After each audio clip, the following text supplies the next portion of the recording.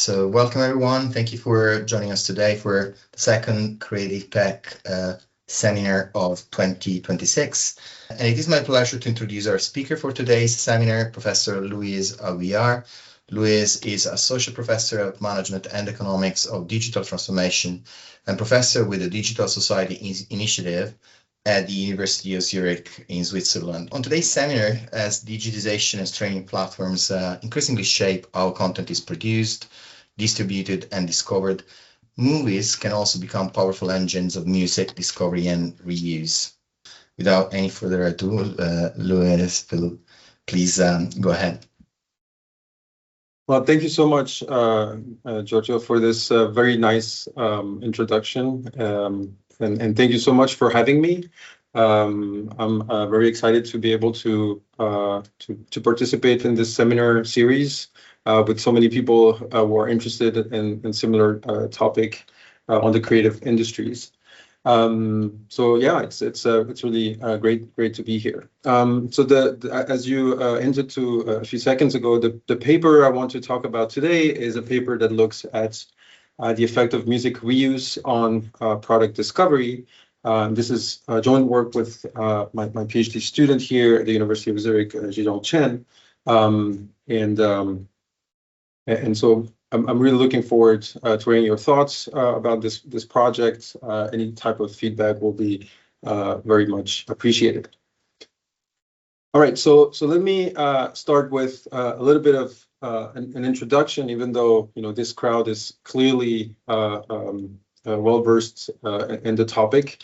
But the broad idea of the paper is to look at one of the many impacts of digitization in the creative industries. So we know that one of the biggest impact that digitization has been to lower the cost of producing creative content. And so creative content can be music, can be movies, can be books.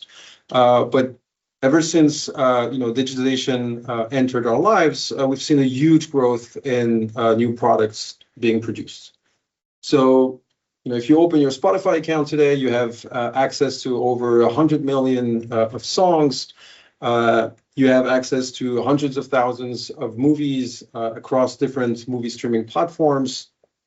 And so with this increase in production came also an increased scope for creative reuse. So what I mean by creative reuse here, so think about any ways in which you can combine products from these different industries. So one clear example would be music sampling, for instance. If you want to create a new song, you can use existing songs or samples of songs that were already made to do that. So that's what we call sampling. That's not the type of reuse that we'll focus on in this paper. What I will focus on is another type of reuse, which is the reuse of music within audiovisual content, movies in particular, also known as music synchronization.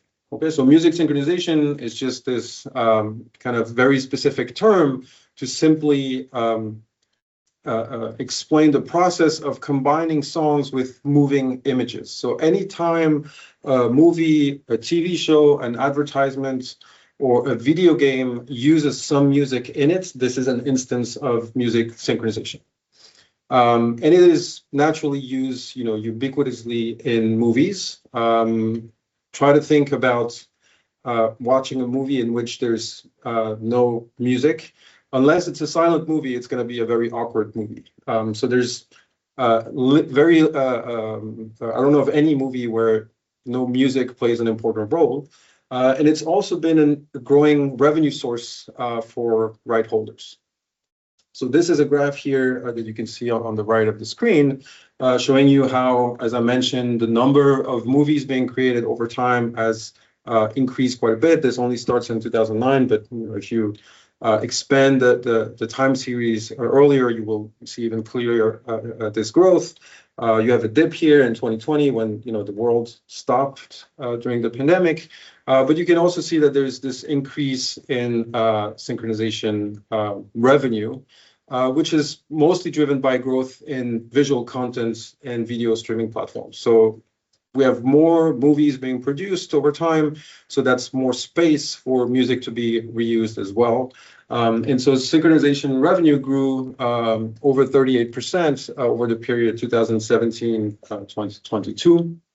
Now, synchronization is still a small share of the overall recorded revenues from the music industry, but it's a growing share, which makes this question an interesting one. So how does music synchronization work as a source of revenue? Well, you can think of two main avenues in which synchronization can generate revenue for a music rights holder. The first one is simply directing a direct licensing revenue. So imagine you want to create a movie and you want to use one of my songs because you have a specific scene in which my music would fit quite well.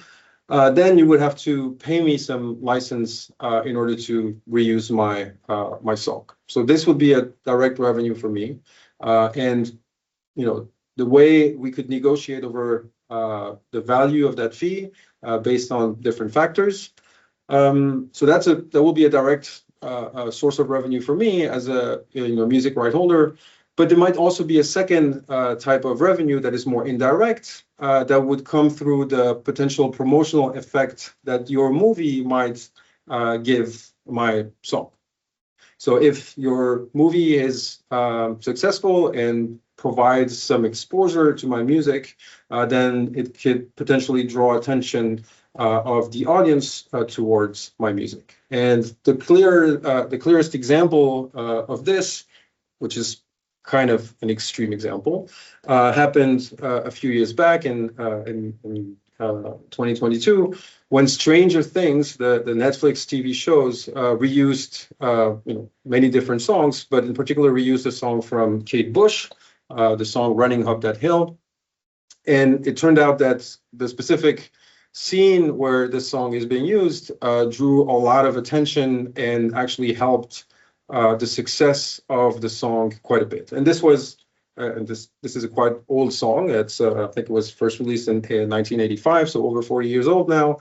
But it's really helped boost the success of the song up to the point that it actually reached the #1 in the charts. So this is an extreme example, but this is the kind of idea or the kind of promotional effect that could happen through music synchronization. Okay, so this is a very nice setup, an interesting setup. What does that have to do with digitization? After all, we've always had movies being produced, and these movies were always using music even before digitization. The point here is that synchronization can have this kind of promotional effect if consumers have a way to identify the songs that they hear. So I've put here on the slide this kind of tape recorder. So when I was a kid, and I would hear a song on the radio that I really liked, and I didn't know who the artist was, and the DJ wouldn't say it, for instance. So I would record the song and then maybe ask my friends if they knew about it, and so on and so forth. The quality of the recording was obviously terrible. And so thankfully with digitization, this has gotten a little bit better. So now we have also another impact of these digital technologies is that they have importantly decreased search costs. So the cost for us to search for content we're interested in. So now if you listen to a song, whether it's on the radio or in a movie or at a supermarket, you can just search for some part of the lyrics of the song on Spotify in the search bar, and you will very likely find the song directly. You could also use one of these song recognition algorithms like Shazam, which in a split second will tell you which song it is and directly link it to your streaming account. And this is actually how I came up with this idea of studying this question, because while watching Netflix quite a bit, I found myself Shazamming a lot of songs. And so I thought, I wonder how big this impact is, because I'm surely not the only one doing that. So by all means, music synchronization is not a new phenomenon, but digitization can potentially enhance the promotional effects of music synchronization because we have these tools that allow us to discover these products, these songs more easily, and to also consuming them more easily via streaming platforms. Okay, so what is going to be the research question in this paper? I think you've guessed it already. We're simply going to ask, what's the effect of music synchronization on the performance of reused songs? So how are we going to answer that question? We're going to rely on data on movie performance on Netflix. I'll show you that we have some data on this, not always easy to get. And we also have data on the performance of the songs that are synchronized or that are being reused in those movies. And this performance comes from the Spotify charts and also from the Shazam charts. So we're going to use these three sources of data to try to tease out the causal impact of music synchronization on performance. And the results are going to be that synchronization does indeed increase the performance of songs, and by extension, the revenues of music right holders. I'll show you some back of the envelope calculations to try to gauge a little bit what's the size of these revenues and their magnitude. And I'll show you some evidence that hopefully will convince you that these results are driven by kind of a product discovery mechanism. So basically, movies help us discover products that we would otherwise not have been able to encounter. And so these results, I believe, are quite interesting because they could inform right holders' music licensing fee negotiations. So in the example I gave you earlier, if you produce a movie and need one of my songs, we're going to have to negotiate over the fee that you will have to pay me. And so naturally, understanding whether you reusing my music will impact positively and how much my product is going to be an important aspect of these negotiations. And there might also be important implications for fair use when we think about copyright. So in the U.S. copyright law, fair use is an important aspect of copyright, where there's several factors that come into play. One important factor is whether the reuse of a copyright protected work actually hurts the underlying market. And so understanding whether reuse could potentially displace the revenue of the reused product is happening or not is also relevant for that aspect. All right, so the structure of the talk is going to be quite standard. So I will just speak a little bit about more detail about the data sources that we use and the empirical approach. So how do we get at teasing out this causal impact of the synchronization on performance? And then I'll explore a little bit more the mechanism. So trying to really understand if this is if this is the result of some kind of product discovery mechanism. And then, as I said, I will try to give you some back of the envelope calculations to show you how large these effects are, or in terms of revenues for these right holders. Okay. All right, so let's get into the data. This is, as I said, an empirical paper. And so we're going to have different ingredients that we're going to need to explore that question. So the first one, naturally, we're going to need to know which are the songs that are being reused in movies. And so there's several sources online that can give you such information. There's in particular two websites that I find great. So there's TuneFind and whatsong.com. And so these website will essentially give you a very large list of movies and list you which are the songs that appear in those movies. It also includes TV shows. But for now, the analysis will be focused on movies exclusively, also because TV shows are a bit more tricky to work with because you have different seasons, and the timing is a bit different and a bit tougher to handle. The second data source that we need, obviously, is to understand the exposure of the movies that reuse these songs. Now, for those of you who work on digitization, you will know that obtaining consumption data on the movie industry is extremely difficult unless you work at Netflix or you work at a streaming company. You're going to have a very hard time finding data on actual consumption. Netflix does release some data, which is the one we're going to use here, and it's the top 10 rankings by country per day. So Netflix will tell you every day which are the movies that are ranked from 1 to 10, only the ranking, no streaming numbers, but it still gives you some idea of which movies are watched the most, at least in a ranking sense, by a country. So we're going to try to use that information again to answer our question of interest. So we have those data for July, for a long period of time between July 2020 and December 2022 for 38 countries, so quite a bit of data still. These data come from flixpatrol.com, which is also a platform that will give you information about movie streaming platforms, but they're based on the Netflix's official chart. So if you go on Netflix.com, you will also find information about these charts.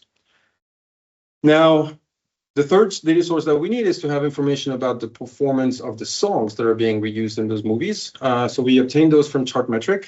Chartmetric is a company that provides these kinds of data. It's a bit easier to get consumption data on music compared to movies, but it's still not as great as one would hope for, I guess. But Spotify is one of the very nice platforms that actually provides quite some useful data. So they provide the daily Spotify streams by country within the top 200. So if you go on Spotify charts, you will find the top 200 by country by day. It's the very top of the distribution, but it's still something quite useful. And we have something similar for Shazam. So for each country, we'll also observe the top 200 songs that have been Shazammed the most, but there's no actual information on the number of Shazams, again, just the rankings. So we can combine these three data sets to have a final sample with which we can work. And this final sample that we have contains about 2,000 movies. So these are all the movies that appear during our period of time on the Netflix top 10 charts, and all the songs that appear in those movies. So that corresponds to a bit more than 20,000 songs. Now, in the analysis, we're going to exclude songs that are reused in multiple movies. That's a very small fraction of the sample. And we're also going to exclude songs that are made for a specific movie, and that will become clearer why we do that in a minute. So in the end of the day, what we have is a data set that has, for which each observation is basically a song country pair. So you observe a song in a given country on a given day.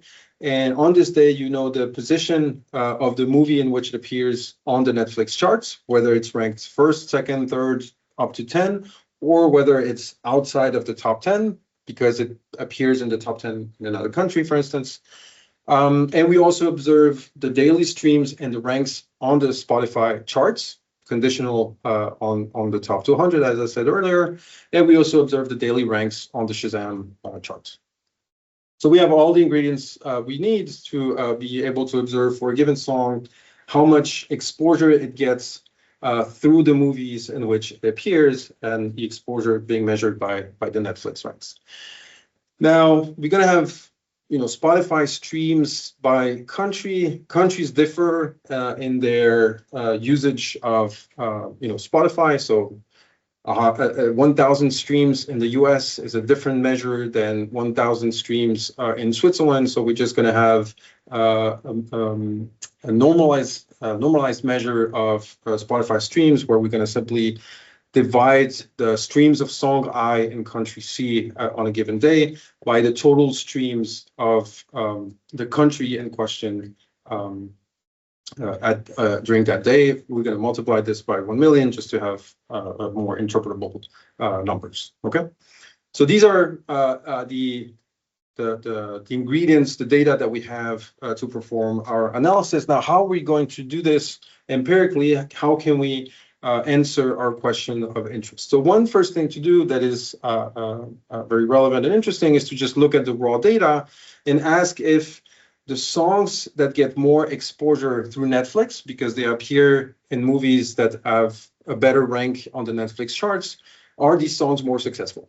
Okay, and the answer is yes. So if you look at this bar chart here, so on the horizontal axis, you will see the rank of the movie on the Netflix charts. And on the y-axis, you will see the share of songs that appear in those movies that end up in the top 200 Spotify charts. So what you can see here is that if you're a song and you appear in a movie that is ranked first or second, you will have a likelihood of over 45% of the songs that are in these movies or ultimately charting in the top 200. But you see a decrease in that value with the rank, and particularly a drop if the movie is outside of the top 10. Okay.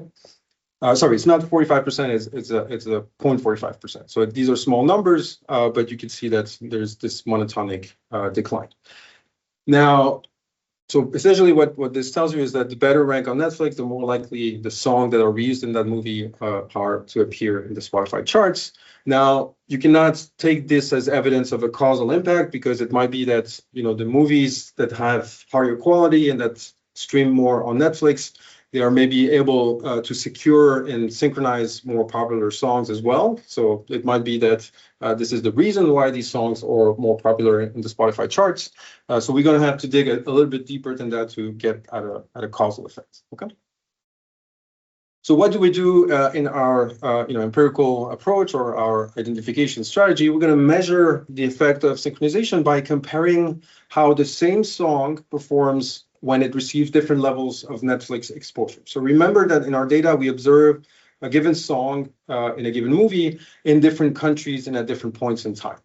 So if you think about a given song, this song is in a movie, and this movie will be ranked number 1 in the US, but it might be ranked number 5 or number 9 in the UK. And so the question is going to be, well, is the song going to perform better in the US, where it got more exposure, relative to the UK, where it got less exposure? Okay, so we're going to exploit the variation in a movie's Netflix ranking across countries and over time to get at the causal answer of our question. And so here the assumption is going to be that whatever is driving the movie Netflix rankings across countries. So the reason why this particular movie in the example I gave you is ranked number 1 in the US and number 5 in the UK is not determined by the popularity of the songs that it reuses. Okay, so as long as this is not related to the popularity of the song, well, the song is going to get some exogenous variation, exogenous exposure in different countries because of that change in movie exposure. And so the only reason, plausible reason why this identification assumption might be violated is if people decide to go and watch a movie because of the songs that are in it, which is very unlikely if you think it from a common sense perspective, especially because we tend not to know in advance which movies or which songs are being reused in a movie, unless you think of a musical, for instance. Okay, so that's going to be the bulk of the identification here. So based on this, the empirics are going to be quite straightforward. So we're going to have a regression where we're going to have as a dependent variable the measure of success of a given song I in a country C on a given day. And this measure of success could either be whether you make it into the top 200 on Spotify or your actual number of normalized streams, or the number of or the log of those streams, for instance. And the independent variable is going to be a bunch of dummies that are going to determine the rank that you get on Netflix. So this variable net rank R is going to be equal to 1 if the movie M in which the song is reused is ranked Rth on Netflix on a given country in a given day. So we're going to have 11, this variable can take 11 values, so rank 1 to 10 or outside of the top 10. So we're going to have 10 dummies using rank number 10 as the reference group. And the nice thing in the setting is, again, that we can control for song country fixed effects. So this is the idea I gave you before. We are able to look within a song, so we use within song variation and asking, does the same song get a better music streaming outcome in places where it gets more exposure through Netflix? And we can also control for day of the year fixed effects. Okay, so at the end of the day, we're interested in this beta R coefficients. So this is a set of coefficients. There's going to be 10 of those. And we're interested in to see how it looks. So let me bring you to the results right away. And as you can see, this is these are our beta R coefficients. There's two sets of coefficients here. One where we include the song fixed effects, one where we don't. Unsurprisingly, this graph is very similar to the descriptive graph that I showed you. The values are a bit lower because we're able to control for various factors. When we control for song fixed effects, the effects tend to be a little bit smaller as expected, but they're still large and significant. So this graph is telling you, for instance, if you look at the gray round dot in the first Netflix rank here, that if your song and you're reused in a movie that is ranked first on Netflix, it will raise your probability of appearing on the Spotify charts by 0.25 percentage points. Okay, this is quite large effect in relative terms because, again, this is relative to a song being ranked number 10th in the Netflix charts. And there's only 0.17% of songs that are ranked 10th that make the Spotify charts. So this, relative to that baseline, it is quite a big jump. So it increases the final probability of being included in the Spotify top 200 by about a factor of 2.5. The other thing that you can see here is that making the top 10 also matters for success quite a bit, and I will come back to that later on. Okay. So this was the result for when we focus on whether you make it into the top 200 as a dependent variable. We can also look at normalized streams or the log of normalized streams. We see, unsurprisingly, very similar patterns. What this is telling you here in this first dot is that being ranked or being reused in a movie that is ranked first on Netflix will increase your normalized streams by 930 if relative to a movie that is ranked number 10th. How much is that? Well, you can multiply that by the market size of a given the given country you're interested in. And so if you focus in the US, for instance, it will tell you that appearing in a movie that is ranked first on Netflix will lead to an increase in about 70,000 additional daily streams for those songs. Okay. As before, also large effects from top 10 inclusion, which I will get to in a second. Now, there might be some concerns that you may have about this approach, and in particular, there's two that might jump out.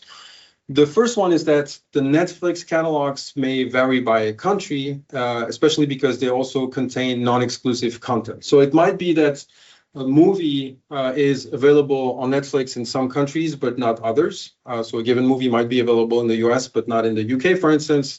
So the reason why we don't observe it in the top 10 is not because it didn't stream enough, it's just that it was not available. So that might be a concern with our approach. The second concern is that some movies might actually be available in other platforms as well. So maybe a movie is available both in the US and the UK on Netflix, but the movie is also available on Amazon Prime in the UK. So this movie might get additional exposure through this other platform that we don't capture here. So what we want to do in order to kind of make sure that this is not affecting our results or driving our results, we're just going to be focusing on the Netflix original movies because we know that these are available in every country and they are also exclusive to Netflix. Okay, so we're just simply going to rerun our analysis on the subset of Netflix original movies. What we see here is that the results are very similar and unchanged. Okay, so I mentioned before that the Netflix top 10 effect was of interest in and of itself. Reason being that appearing in the Netflix top 10 may by itself provide a potential boost. Why? Because if you open your Netflix account now, I mean, not now, but when you go back home after the talk, you can observe that you will see the top 10 movies in your country, and so this might just appeal to you and drive you to consume one of these movies and potentially expose you to the songs that appear in that movie. So this is actually something that the Netflix head of global TV mentioned by saying that what they've seen is that this Netflix top 10 actually can make a show more talkable, in different environments when you go to work or talk to friends. And it gives your viewers a reason to discuss it. And sometimes this conversation could also lead to more sampling, more viewing. And so by extension, for our purposes, also to more exposure to the music that appear in those movies. So what I'm showing you here is just a very similar regression where instead of having all of these dummies, we just have one dummy of whether the movie made the Netflix top 10 on various measures of performance. And what we have is that there is, unsurprisingly, based on the results that I show, a positive effect. If you focus on the outcome of the normalized streams here for the subset of Netflix movies, what this tells you is that making the top 10 increases the normalized streams of the songs that appear in those movies by 958 normalized streams. Now, the reason I'm showing you this number is that we're going to use that to do some back of the envelope calculation to gauge the magnitude of these effects in terms of revenues. Okay. All right. So what are the mechanisms behind this? Well, what we have in mind is that the fact that music synchronization positively affects Spotify performance is driven by product discovery. So you watch a movie, you discover a song you didn't know about, and this is why you end up consuming it. So we're going to do two things to check whether our results are consistent with that story. The first one is that we're going to look at the heterogeneity of these effects across songs of different popularity. So if this is indeed a discovery mechanism, then less popular songs should benefit more from reuse than more popular songs. And second, we're going to also directly look at Shazam data. So what I showed you so far was, Spotify outcomes. We're going to look at Shazam outcomes.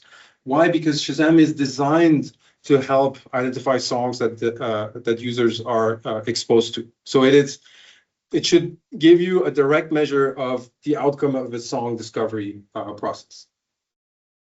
Okay, so let's look at song popularity. So how do we measure popularity? Well, thankfully, Spotify builds an index of popularity. So nobody really knows how they construct that. They have their secret sauce. but it's a metric that quantifies how popular a specific track is on the Spotify platform. And it depends on streams, on interactions, so how many people like it, how many people share it, or how many times it's been shared, the skips, the playlist inclusion, so on and so forth. And it ranges from 0 to 100. So for our purposes, we don't really need to know how it's being constructed. What we want to do here is just use the cross song variation in popularity and ask whether songs that are currently more popular, if are they going to benefit more or less from this movie reuse. So we're going to construct for each song, we're going to measure their popularity when the movie in which they are reused first appears on the Netflix charts. Okay, so a song appears, is reused in a movie. This movie first appears on the charts. What is the popularity of the song at this point in time? This is the measure we're going to use. This is a distribution, or the distribution of the song popularity within the sample. You can see that is quite skewed to the right here, so it's mostly popular songs, but there's quite some variation still that we're going to be able to exploit a little bit.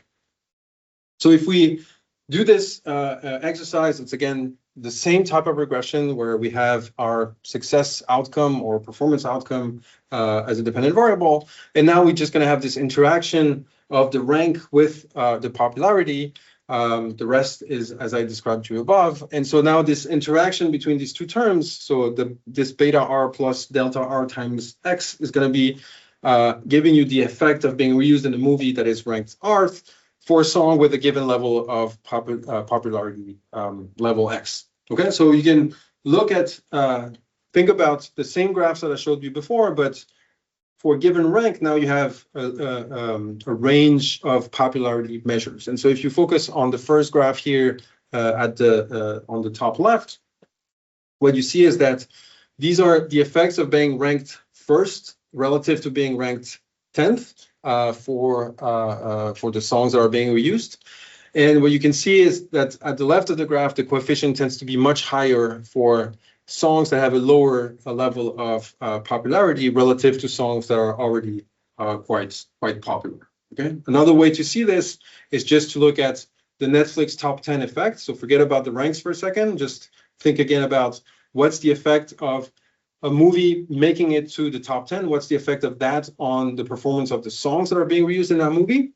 And what you can see here is that the effects are positive, as I showed you before, but that the effects also tend to be larger for songs that are less popular.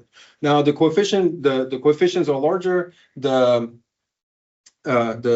confidence interval is also larger because we have, there's less data, but you can see that the pattern is pretty clear on that. Okay. Okay. I think I don't have a lot of time left, so let me just show you very quickly. We do something very similar, just all the exercise I showed you with the Spotify data. We do the same with Shazam, and we see exactly the same types of patterns. So being more exposed through Netflix charts leads to more Shazams by songs. So again, this is consistent with this being the result of a product discovery mechanism. So let's talk about revenues for very quickly in the couple of minutes I have left. So you want to know now what's the revenue impact when a movie makes it into the Netflix top 10, for instance. Okay, so in a given country, if you're a song and you're being reused in a movie that makes it into the top 10 on Netflix, well, you're going to have some positive impact that we just estimated. So that's the coefficient beta top 10 here. That's the one that I showed you earlier right here. We can multiply that by the total number of streams to convert that into actual number of daily streams. We can multiply that by DC, which is the average number of days during which the movie will stay on the Netflix top 10. And then we can multiply that by the royalty payments per stream. Now, what's the royalty payment per stream? nobody really knows. There's a lot of different numbers out there. I'm just going to rely on a number that we used in another previous paper that we extracted from different industry reports. But if you have a different number, you can just plug your number here. And you can still compute that. So that's going to be the revenue for a given country. If you want the worldwide impact of being reused in a movie, you just sum this revenue across countries.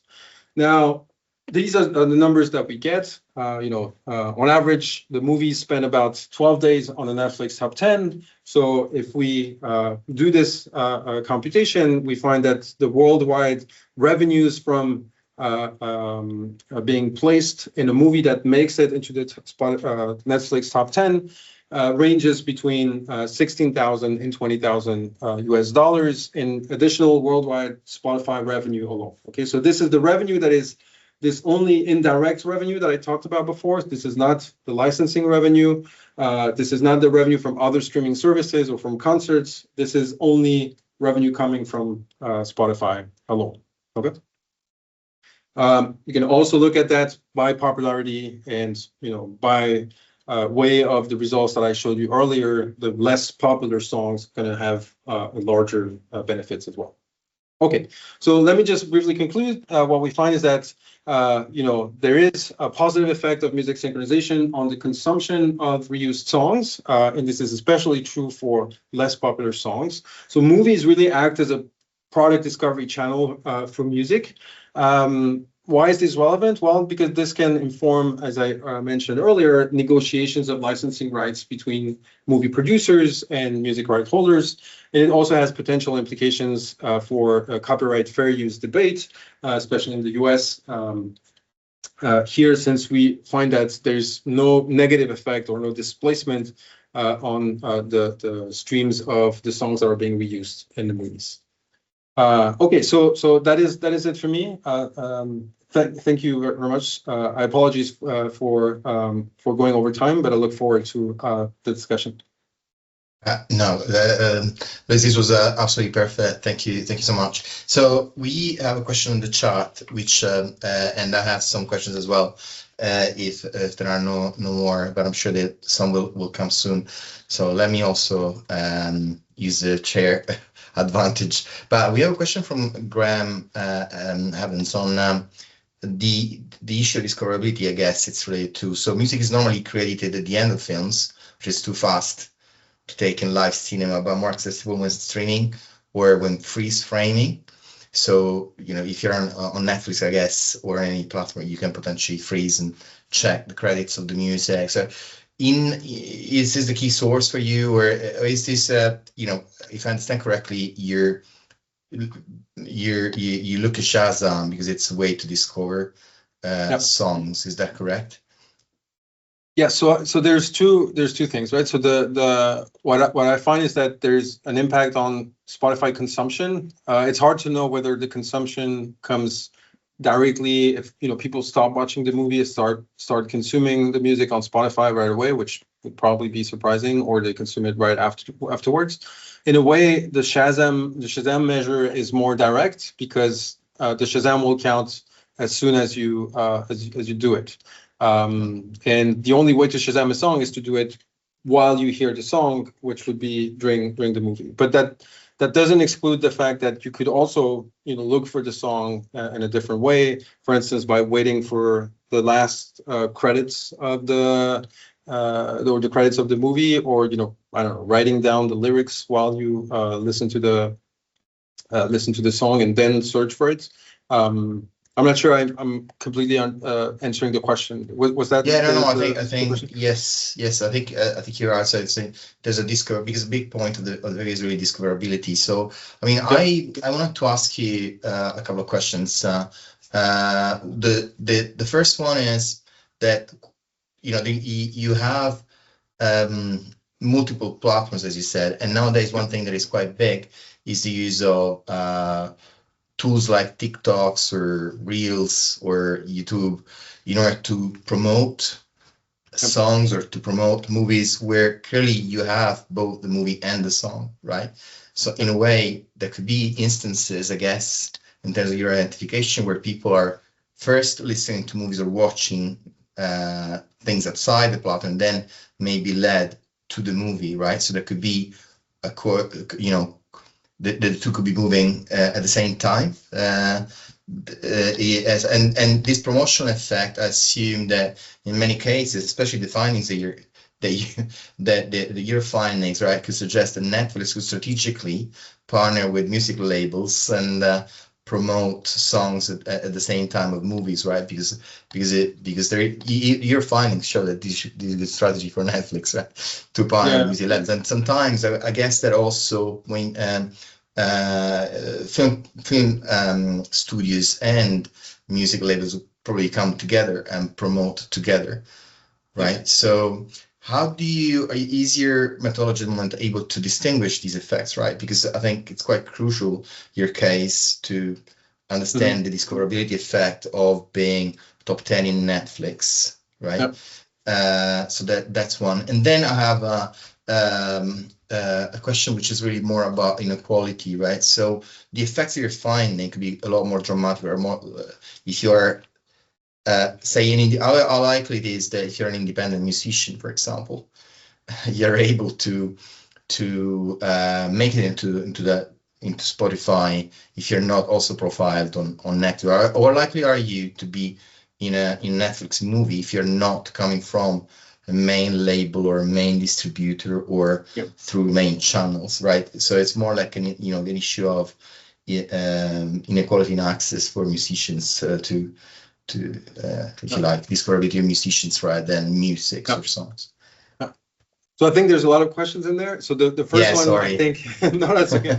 I think the first one, so if I understood, so you talked about TikTok. So do you have in mind the fact that the movie can be promoted through the music in the movie? On TikTok, for instance? So the two are promoted at the same time. So they're discovered at the same time rather than... Exactly. So this is exactly why we exclude the music that is explicitly done for the movie. That's why we exclude them, because so imagine, I don't know, the James Bond movie, they always have a song that is specific to that. They're going to use that song to promote the movie. That will both bring promotion for the music and the movie. So that would be a concern. So we explicitly remove the songs that are being produced for the movie in particular, because they're also a channel of promotion in that way. So this is how we deal with that. There might be also other feedback loops that kind of enter. If you have maybe somebody watches the movie first and then resamples one of the songs through TikTok, and then it kind of snowballs. So we're not able to disentangle these effects. But that's one that's definitely one possibility. And I mean, I also like your point about the fact that the Netflix and the labels probably work together. They also do with Spotify. So now if you go on Spotify, you will also have playlists that are dedicated to a specific Netflix show or to a specific movie. I think this has become more popular over time. I'm not sure how popular it was when in the time of our data, but I mean, it's another kind of mechanism through which it could happen. Yeah, just thinking, just because it's right now, I'm not want to make any publicity, but there is a top 10 movie right on Netflix right now with a song. I think I can say the name of the actor. I think it's a movie where essentially the song is going viral now because of the scene in the movie. So I think I was thinking if you could control me for the scene or in the soundtrack of the movie where the song is, that might be potentially a further way to disentangle this if that were to. Yeah. So there's two things. So the other point that you raised before about inequality, so there's a lot of things that unfortunately I cannot control for here. So for instance, the reason why major labels might be more present on movies, which or with the music that they have on the movies, could be driven by many factors, right? So obviously, the types of songs that appear in the movie are not random. So you're gonna decide on a song that fits a particular scene. It might be that these songs are more available amongst major labels than amongst indies. The negotiation power when negotiating for a licensing fee with Taylor Swift is probably not the same as when you negotiate with a less known indie artist, right? So this is something that we cannot observe, unfortunately.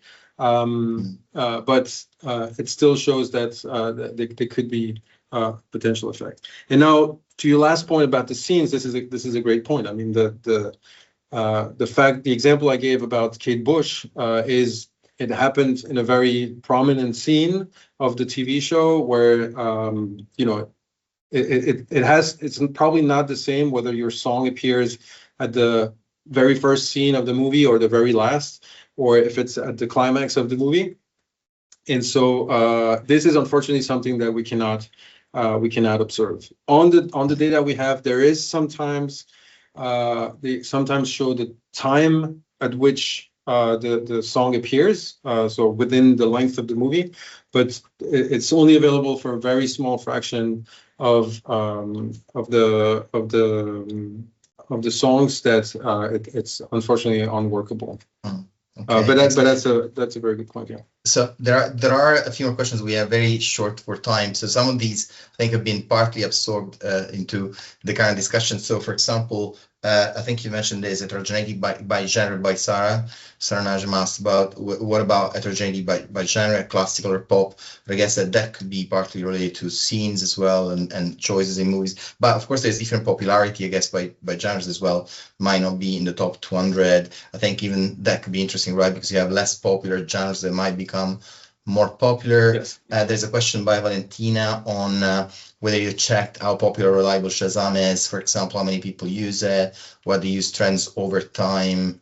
And Martin, I think Martin Kreshmer is asking a question that is, I don't think it's too dissimilar to what I was asking, right? You could have music right holders paying the movie producer for synchronization exposure, right? That it goes slightly in the opposite direction for what I was asking.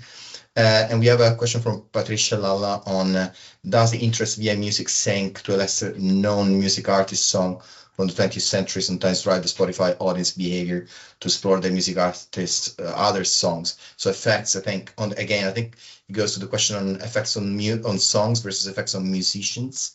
So songs that are from the same musician, right? So the effects, that could be quite interesting to look at. And final questions or comment whether you see this work as a variant of the attention economy. I know that these are a lot of questions for the last few minutes, but I think they're partly absorbed. These are all like great questions, very interesting questions. So let me try to in the last few minutes try to give my thoughts on that. So the first, I don't know if it's in order. That's the order in which I wrote them down. So the whether Shazam is used at different rates across countries. What I did look at is whether Netflix is used at different rates in different countries. So it might be that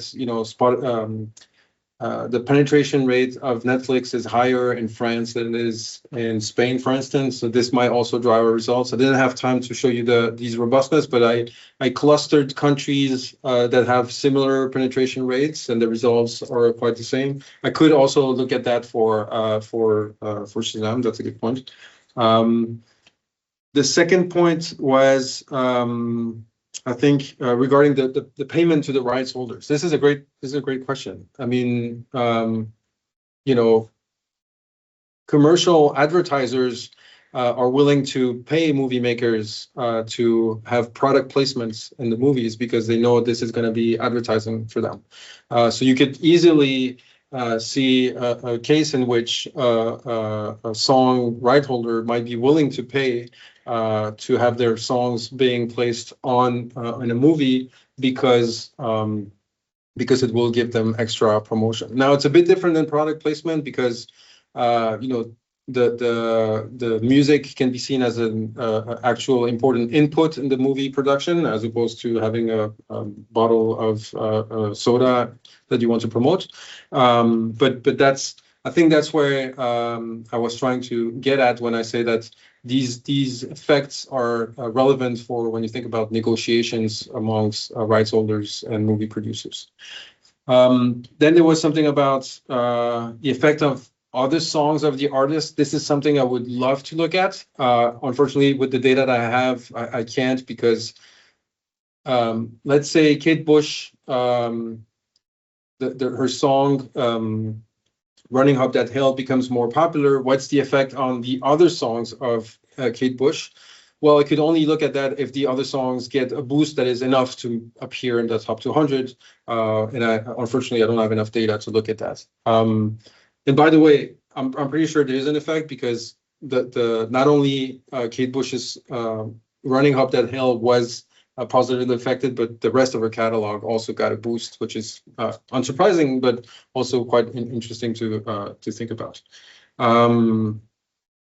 I don't know if I've answered all the questions. I think you've answered all of them, and we really are kind of running up. But it's been a great presentation, and it really shows how complex business models are becoming in the creative industries. In this case, in the interactions between movies and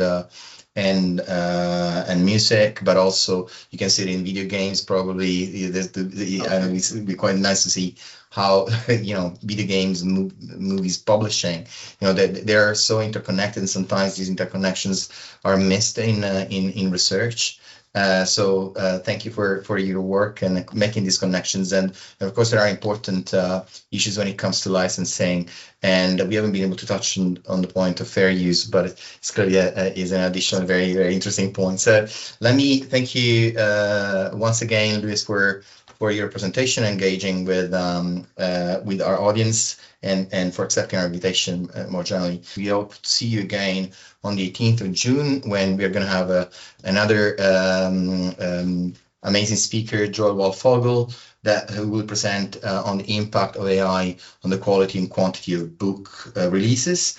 I'd like to finally thank immensely Simon, Emily, Tom, and Cecilia for their technical support. And again, please take care, everyone, and see you on the 18th of June.